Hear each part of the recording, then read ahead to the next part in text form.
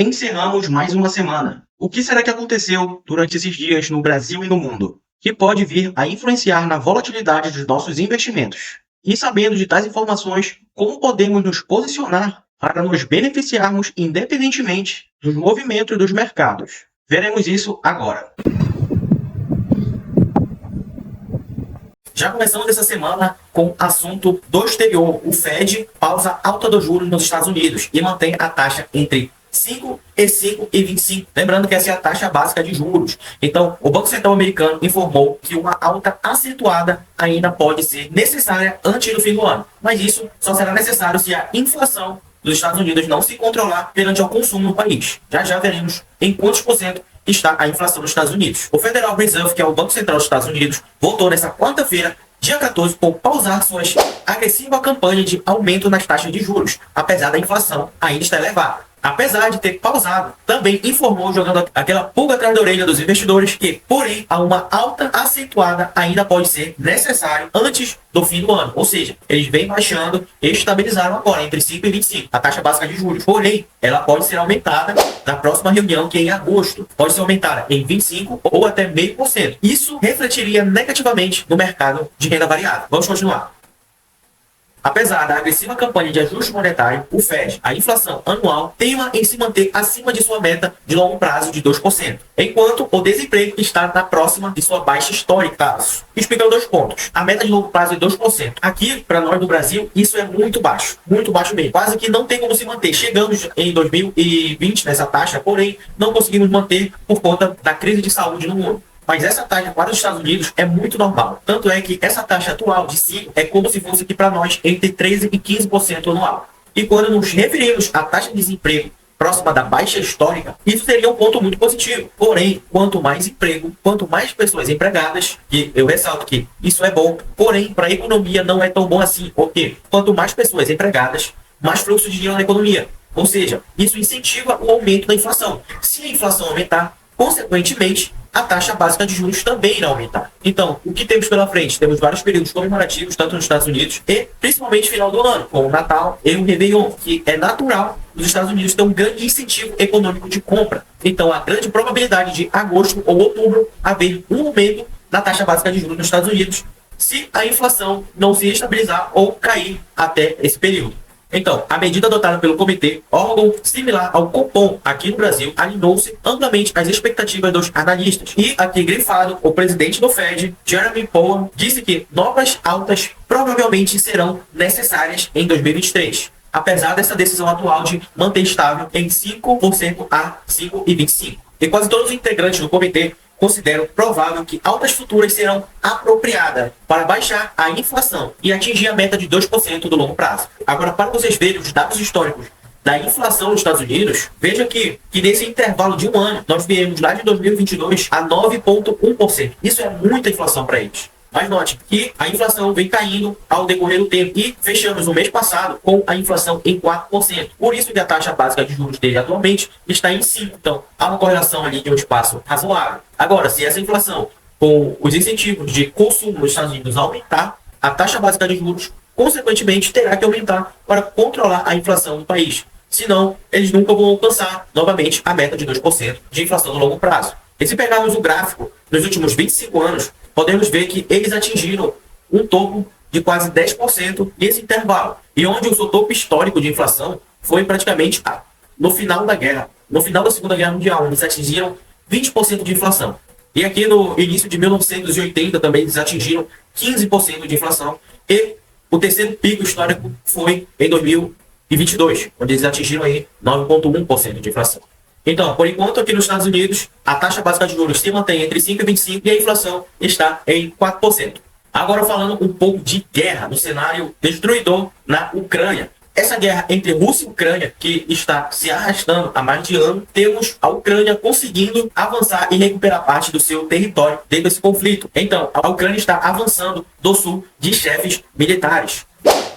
Em Kiev, forças ucranianas estão avançando nos setores sul da contraofensiva contra as tropas de ocupação da Rússia, disseram autoridades militares da Ucrânia nesta sexta-feira. O mais recente relatório sobre a contraofensiva e também um relato da resistência desesperada das tropas russas no leste foram emitidos. E o presidente Zelensky disse que o movimento era a coisa mais importante da contraofensiva. Ele também disse: todo soldado, todo novo passo que tomamos, cada metro de terra ucraniana que liberamos do inimigo é da mais alta importância. Isso em uma mensagem de vídeo publicada na sexta-feira à noite. Entretanto, a Rússia não reconheceu oficialmente os avanços ucranianos nos primeiros estágios da contraofensiva e disse que havia infligido perdas pesadas às forças de Kiev nas últimas 24 horas. Ainda sobre a guerra entre Rússia e Ucrânia, temos países se aliando tanto à Ucrânia como à Rússia. Aqui está um discurso de alguns aliados da Ucrânia. Assistam um vídeo. O presidente da Ucrânia, Volodymyr Zelensky, descartou nesta sexta-feira qualquer negociação com a Rússia depois de se reunir com líderes africanos que buscam mediar o conflito entre Kiev e Moscou. Zelensky afirmou que permitir qualquer negociação com a Rússia é congelar a guerra, a dor e o sofrimento. Me parece que Putin é inadequado, porque ele não está pronto para a paz. Ele quer riscar do mapa e destruir totalmente a Ucrânia. Se essas são as intenções dele, tenho muitas perguntas sobre quais conversas e diálogos são possíveis com essa pessoa. A proposta do grupo de países africanos foi rejeitada no momento em que a Ucrânia tenta recuperar territórios perdidos desde o início da invasão em fevereiro do ano passado. A guerra atingiu duramente a África ao afetar o fornecimento de grãos ucranianos e fertilizantes russos. A comitiva africana foi formada pelos presidentes da África do Sul, do Senegal e da Zâmbia, além de representantes do Congo, de Uganda e do Egito. Putin tenta atrair líderes africanos para o lado russo, argumentando que o país luta contra o imperialismo ocidental.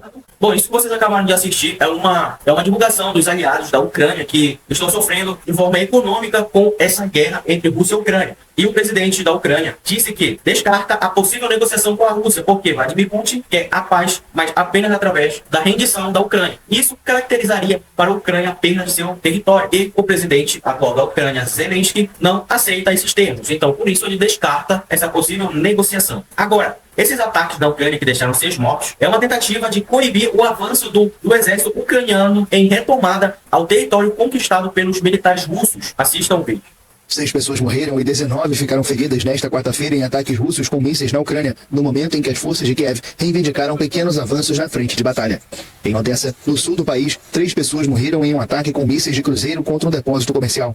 7 pessoas ficaram feridas no local e ainda há outras que podem estar sob os escombros, de acordo com o prefeito da cidade. Além disso, outras 6 pessoas ficaram feridas em outras regiões de Odessa. Um centro empresarial, estabelecimentos comerciais e um complexo residencial também foram atingidos. A Força Aérea Ucraniana afirmou que 3 dos 4 mísseis disparados contra a cidade foram derrubados. Moscou intensificou nas últimas semanas os ataques noturnos contra as principais cidades ucranianas, no momento em que Kiev executa uma vasta contraofensiva com armas fornecidas pelos países ocidentais. A Ucrânia afirma que a operação avança, mas Vladimir Putin garantiu que o exército russo provoca perdas catastróficas para as forças inimigas. Então, nessa reportagem, nós confirmamos que, sim, a Ucrânia está avançando e conquistando novamente o seu território frente aos militares russos. Porém, as tropas russas enviam mísseis para tentar coibir o avanço da tropa ucraniana. Agora, voltando para os aliados, Kim Jong-un se alinhando e prestando apoio ao Vladimir Putin. Então, Kim Jong-un prometeu dar as mãos ao Vladimir Putin para continuar fortalecendo as relações entre Coreia do Norte e Rússia. Em uma mensagem para marcar o Dia Nacional da Rússia na segunda-feira, o ditador norte-coreano deu seu total apoio e solidariedade à invasão de Putin à Ucrânia. E Kim Jong-un diz na mensagem: a justiça certamente vencerá e o povo russo continuará a adicionar glória à história da vitória. Kim estará de mãos dadas com o presidente russo em conformidade com o desejo comum dos povos dos dois países de cumprir o grande objetivo de construir um país mais poderoso. A Coreia do Norte está do lado de Moscou desde o início da guerra em fevereiro de 2022 e culpou a política hegemônica e arrogância dos Estados Unidos, além de outras potências ocidentais pelo conflito. Então, para você ver que essa união já está começando a respingar em outros países, e principalmente nos Estados Unidos. Nos Estados Unidos, pois os Estados Unidos está oferecendo militares em apoio à Ucrânia. E Kim Jong-un acrescentou: a causa raiz da crise na Ucrânia está totalmente na política hegemônica dos Estados Unidos e do Ocidente, que se impõe com arrogância e abuso de poder contra outros países. Agora, em uma frase de Vladimir Putin, a realidade prova mais uma vez que, enquanto existir a política unilateral e dúbia dos Estados Unidos, que ameaça a paz e a segurança de um país soberano, nunca haverá paz no mundo. Aqui, praticamente, está dizendo que os Estados Unidos é o culpado por essa guerra. Agora, isso aqui me assustou um pouco. Veja só o título: Putin faz alerta sobre Terceira Guerra Mundial. Não haverá vencedores. Em uma declaração oficial, Vladimir Putin alertou que não haverá vencedores se a Terceira Guerra Mundial estourar. O líder russo afirmou que o conflito de seu país contra a Ucrânia poderia se tornar nuclear enquanto seu exército continua atacando o inimigo. Em frase do Vladimir Putin, os Estados Unidos fingem não ter medo de uma escalada do conflito na Ucrânia, mas pessoas são de lá claramente não querem levar isso para uma Terceira Guerra Mundial. Bom, na minha interpretação dessa frase aqui, Vladimir Putin deixa claro que, se vier a acontecer, ele não recuará, tendo em vista o atual presidente dos Estados Unidos. E na entrevista também insinuou que Moscou poderia fazer nova tentativa de invasão à capital da Ucrânia, Kiev, após fracassar quando ordenou a invasão em fevereiro do ano passado. Ou seja, a guerra continuará e continuará avançando. Você deve estar pensando, o que essa guerra tem a ver comigo? Calma, eu vou te explicar daqui a pouco. Agora, falando um pouco aqui do nosso país, aqui no Brasil, saiu no Boletim Focus, o mercado volta a projetar inflação maior e PIB menor para 2023. E isso para a gente é ruim. A expectativa do IPCA, que é a nossa inflação, subiu pouco, mas subiu. Subiu de 3,36% para 5,39%, enquanto a projeção de crescimento do PIB caiu de 0,78% para 0,77%. A expectativa para a inflação dos analistas do mercado financeiro em tendência de alta, segundo projeções divulgadas nesta sexta-feira. A expectativa para o índice de preços ao consumidor amplo, que é o IPCA, teve essa alta. A inflação de 2024 foi mantida em 3,70%. Mas isso é só uma projeção. Isso aqui eu nem levo em conta, porque por mais que seja uma projeção de inflação, projeção de taxa Selic, projeção de preço do dólar, para mim, qualquer projeção que passa para o outro ano, eu não levo muito em conta, porque, sim, com essas projeções conseguimos nos posicionar frente a um possível cenário. Porém, até lá, há muitos acontecimentos que podem mudar totalmente a direção dessas projeções. É claro que sempre irão querer fazer uma projeção otimista para os anos seguintes. Veja que em 2024 eles projetam uma inflação de 3,70%, em 2025 uma inflação de 3,30%, em 2026 3,20%.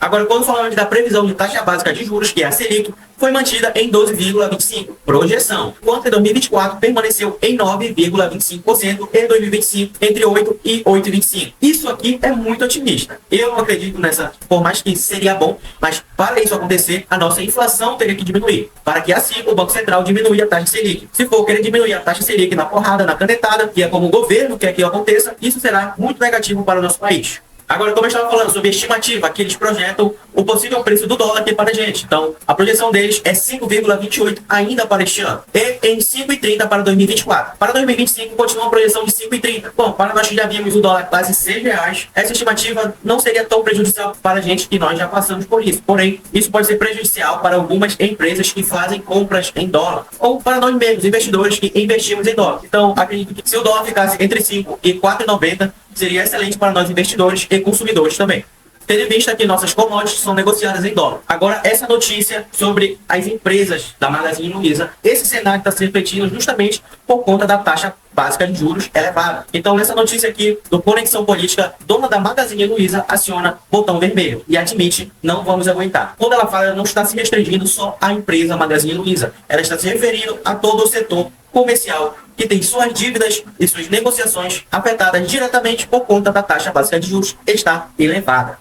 Em outra reportagem na Carta Capital sobre economia, também Luiza Trajano faz essa declaração: vai ter muita gente quebrada. O apelo de Luiza Trajano pela queda dos juros em evento com Campos Neto. Ou seja, ela está pedindo, porém não adianta só pedir. Para a nossa taxa básica de juros Selic cair de forma saudável, não na canetada como querem fazer, na força mesmo, a nossa inflação tem que diminuir. Para a nossa inflação diminuir, parte do consumo terá que diminuir também.